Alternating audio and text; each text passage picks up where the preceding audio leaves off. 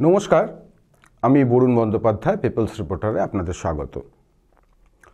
খুব স্পষ্টভাবেই তৃণমূল সুপ্রিমো মমতা বন্দ্যোপাধ্যায় আজ জানিয়ে দিলেন, গোদা বাংলায় তার অর্থ রাজ্যে ইন্ডিয়া মঞ্চের কোনো অস্তিত্ব নেই। পাশাপাশি কংগ্রেস সাংসদ রাহুল গান্ধীকে এদিন বিভিন্ন মিডিয়া রিপোর্ট অনুসারে কার্যত মিথ্যাবাদীও বলে দিয়েছেন তৃণমূল নেত্রী। বুধবার বর্ধমান যাওয়ার আগে তিনি সাংবাদিকদের জানান, আমার কারোর সঙ্গে কোনো কথা হয়নি, আমার প্রস্তাব প্রথম দিনেই প্রত্যাখ্যান করেছে, আমার সঙ্গে কারো কোনো আলোচনা হয়নি, অ্যাবসলিউটলি মিথ্যে কথা।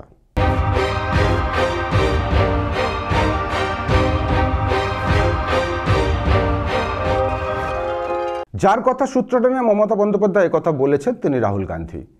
গতকালই আসামে ভারত জোড়ো ন্যায়যাত্রা চলাকালীন সাংবাদিকদের মুখোমুখি হয়ে রাহুল গান্ধী বলেছিলেন, আমাদের মধ্যে যে আসন বোঝাপড়ার প্রক্রিয়া রয়েছে তা চলছে, তার ফলাফল আসবে।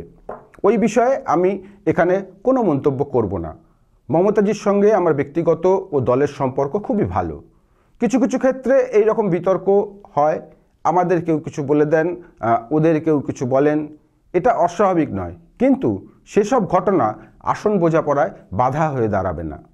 जो हमारा सीट नेगोशिएशन है वो चल रहा है, उसका रिजल्ट आएगा, कंक्लूजन आएगा, उसके बारे में मैं यहाँ कमेंट नहीं करना चाहता हूँ। बट हमारा ममता जी के साथ मेरा पर्सनल और पार्टी का बहुत अच्छा रिश्ता है।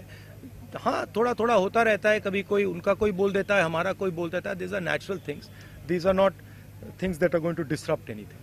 কে সত্যি বলছেন কে সত্যি বলছেন না সে বিতর্কে ঢুকে কোনো লাভ নেই। রাহুল গান্ধী গতকাল যা বলেছিলেন আমরা শুনেছি, আবার মমতা বন্দ্যোপাধ্যায় আজ যা বলেছেন তাও আমরা শুনেছি, আবার জয়রাম রমেশ কিছুক্ষণ আগে আজ যা বলেছেন তাও আমরা শুনেছি। রাজ্যে ইন্ডিয়া মঞ্চকে টিকিয়ে রাখতে কংগ্রেস হাইকমান্ড যে প্রদেশ কংগ্রেস নেতৃত্বের চেয়ে অনেক অনেক বেশি আগ্রহী তা আগেই আমরা জানিয়েছিলাম। সেই ইঙ্গিত দিয়েই রাহুল গান্ধী গতকাল কিন্তু মন্তব্য করেছিলেন। যদিও মমতা বন্দ্যোপাধ্যায় আজ যেভাবে স্পষ্টই জানিয়ে দিয়েছেন যে বাংলায় কংগ্রেসের সঙ্গে তৃণমূলের কোনো সম্পর্ক নেই, তাতে এই রাজ্যে ইন্ডিয়া মঞ্চ থেকে তৃণমূল যে বেরিয়ে যেতে ইচ্ছুক তা স্পষ্ট। কোনো কথা হয়নি এবং আমি প্রস্তাব দিয়েছিলাম, ওরা প্রথম দিনই প্রত্যাখ্যান করেছে। তখন থেকে আমাদের দল সিদ্ধান্ত নিয়েছে আমরা বাংলায় একা চলবো। ইভেন ওরা যে আজ থেকে র্যালি করেছে আমাদের একবার অ্যাজ এ ম্যাটার অফ কার্সি, আমি ইন্ডিয়ার অ্যালায়েন্স আমাকে একবার জানিয়েছে দিদি আপনার রাজ্যে যাচ্ছি, না জানাইনি। সুতরাং আমার সাথে কোনো সম্পর্ক নেই বাংলার ব্যাপারে। শুধুমাত্র তৃণমূলের নবীন প্রবীণ দ্বন্দ্বের কারণে রাজ্যে একলা চলো নীতি তৃণমূল নিচ্ছে, বিষয়টা কিন্তু আদৌ এরকম নয়। এর পেছনে কি কারণ আছে তা সরাসরি যদিও জানা যায়নি।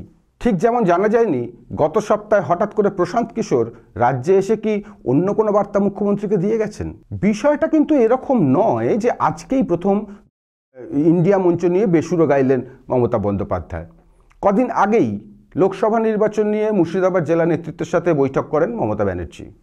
সেই বৈঠকের শেষে দলীয় এক নেতাই কিন্তু জানিয়েছিলেন ইন্ডিয়া মঞ্চ নিয়ে ক্ষোভ প্রকাশ করেছেন তৃণমূল সুপ্রিমো। ওই বৈঠকেই নাকি তিনি বলেছিলেন লোকসভা নির্বাচনে রাজ্যের 42টি আসনের মধ্যে 42টিতেই একাই লড়াই করবেন। গত সোমবারও এক দলীয় কর্মসূচির শেষে হিন্দিতে দেওয়া বক্তৃতায় তিনি জানিয়েছিলেন, ইন্ডিয়া নাম আমি দিয়েছিলাম, কিন্তু আমার দুঃখ একটাই যে যখনই বৈঠক হয় তখনই বৈঠক নিয়ন্ত্রণ করে সিপিএম। যাদের সাথে দীর্ঘ 34 বছর লড়াই করেছি তাদের কোনো পরামর্শ মানতে রাজি নই। আমি প্রচুর অপমান বোধ করি, আমি এটা মানব না। পশ্চিমবঙ্গে ইন্ডিয়া মঞ্চের ভবিষ্যৎ নিয়ে কিছুদিন আগেই আমরা একটা বিশেষ প্রতিবেদন করেছিলাম, যেখানে কিন্তু খুব স্পষ্টভাবেই আমরা জানিয়েছিলাম রাজ্যে কার্যত ইন্ডিয়া মঞ্চের কোনো ভবিষ্যৎ নেই। কারণ ইন্ডিয়া মঞ্চের গুরুত্বপূর্ণ সদস্য সিপিআইএম কোনোভাবেই তৃণমূলের সঙ্গে কোনো সমঝোতায় যাবে না, সেটা বারবার স্পষ্ট করে দিয়েছে। লোকসভা নির্বাচন যখন ক্রমশ এগিয়ে আসছে তখন এটাও সময়ের সঙ্গে সঙ্গে স্পষ্ট হয়ে যাচ্ছে যে তৃণমূল কংগ্রেস আদৌ ইন্ডিয়া মঞ্চের শর্ত মেনে ইন্ডিয়া মঞ্চে থাকতে আগ্রহী নয়। বিশেষ করে গত দুদিনে রাজ্যের রাজনৈতিক পরিস্থিতি যেখানে গিয়ে দাঁড়িয়েছে তাতে এটা স্পষ্ট হয়ে গেছে যে বিজেপি বিরোধী রাজনৈতিক দলগুলির মঞ্চের শর্ত মেনে তৃণমূল এই মঞ্চে থাকতে আগ্রহী নয়। বিষয়টা কি গত 2-3 দিনে এই অবস্থায় পৌঁছেছে? বোধহয় তা নয়, কারণ প্রথম থেকেই ইন্ডিয়া মঞ্চ নিয়ে ছুঁত মারছিল তৃণমূলের। বিশেষ করে আসন ভাগাভাগির প্রশ্নে রাজ্যে কংগ্রেসকে বেশি আসন ছাড়তে রাজি ছিল না তৃণমূল, 3 অথবা 4 আসন নিয়ে কথা এগোচ্ছিল। আমাদের আগের যে প্রতিবেদন আমরা করেছিলাম সেখানে কিন্তু আমরা জানিয়েছিলাম আসন ভাগাভাগির প্রশ্নে তৃণমূল একটু নমনীয় হলেই কংগ্রেস হাইকমান্ড সেই প্রস্তাবে রাজি হয়ে যেত।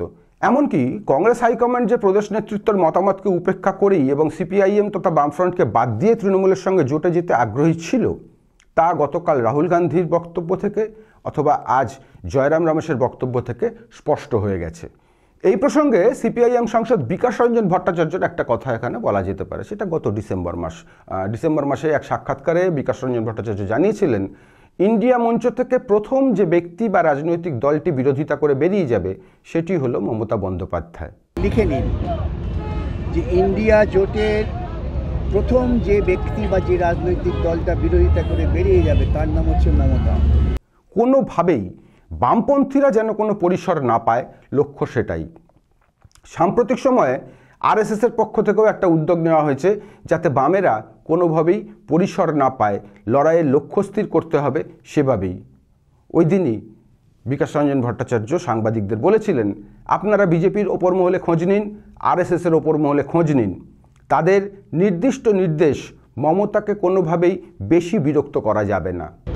আপনারা বিজেপির ওপর মহলে খোঁজ নিন, আরএসএসে খোঁজ নিন, তাদের নির্দিষ্ট নির্দেশ যে মমতাকে বেশি বিরক্ত করা যাবে না। রাজ্যের 42 আসনে ত্রিমুখী নাকি চতুর্মুখী প্রতিদ্বন্দ্বিতা হবে তা স্পষ্ট হতে কিন্তু আরও কয়েকটা দিন অপেক্ষা করতেই হবে। তবে গত 2-3 দিনের যে রাজনৈতিক ঘটনা প্রবাহ তাতে কিন্তু এটা স্পষ্ট হয়ে গেছে যে আগামী লোকসভা নির্বাচনে এই রাজ্যে ইন্ডিয়া মঞ্চর সে অর্থে কোনো অস্তিত্ব থাকছে না। তৃণমূল, বিজেপি, কংগ্রেস, সিপিআইএম আলাদা আলাদাভাবে লড়াই করলেও অবাক হওয়ার কিন্তু কিছু নেই, যদিও এখনই সব কিছু বলার মতো সময় চলে আসেনি, তাই এখনও প্রয়োজন আরও একটু অপেক্ষার। নমস্কার।